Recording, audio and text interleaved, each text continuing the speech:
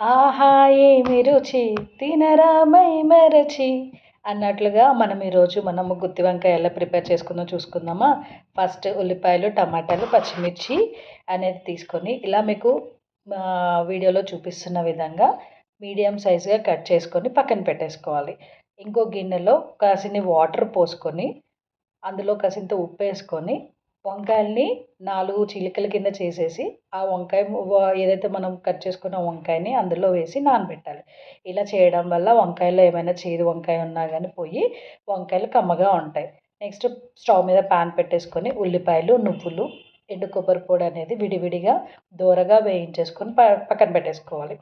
ఇప్పుడు అదే కడాయిలో జీలకర్ర, ఆవాలు, మెంతులు, ధనియాలు అనేది మంచిగా వేయించుకొని దోరగా అందులో నుంచి స్మెల్ అనేది వచ్చేంత వరకు వేయించేసుకొని వాటిని కూడా పక్కన పెట్టేసుకోవాలి.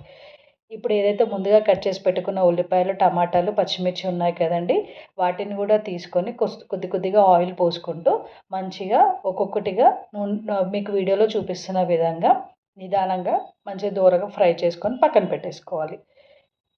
ఇదే ప్రాసెస్లో మీరు పుదీనా, కొత్తిమీర అనేది కూడా తీసుకొని మంచిగా వేయించేసుకొని పుదీనా, కొత్తిమీర ఫ్లేవర్ అంతా వచ్చే వరకు కూడా ఫ్రై చేసుకొని తీసి పక్కన పెట్టేసుకోవాలి. అండ్ వీటి తర్వాత ప్రాసెస్ ఏంటి అంటే మనకి ఏదైతే మనం ముందుగా కట్ చేసుకొని నీళ్ళలో నానబెట్టుకున్న వంకాయలు ఉన్నాయి కదండీ, వాటిని కూడా అదే కడాయిలో కొంచెం ఆయిల్ వేసుకొని ఆ ముందుగా కట్ చేసుకున్న వంకాయలు అనేది యాడ్ చేయాలన్నమాట. కొంచెం ఇదే ప్రాసెస్లో మనం కొంచెం ఉప్పు అనేది యాడ్ చేసుకుంటే ముక్కకి బాగా పడుతుంది.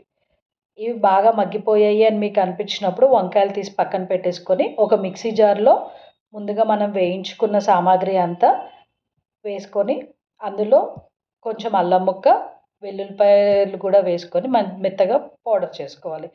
సేమ్ అదే గ్రైండర్లో మనం ఏంటి అంటే మళ్ళీ నెక్స్ట్ ఉల్లిపాయ ముక్కల్ని, పచ్చిమిర్చి ముక్కల్ని కూడా వేసుకొని కొంచెం చింతపండుని కూడా నిమ్మకాయ అంత సైజు చింతపండుని కూడా యాడ్ చేసుకొని మెత్తగా మిక్సీ పట్టేసుకొని పక్కన పెట్టుకోవాలి.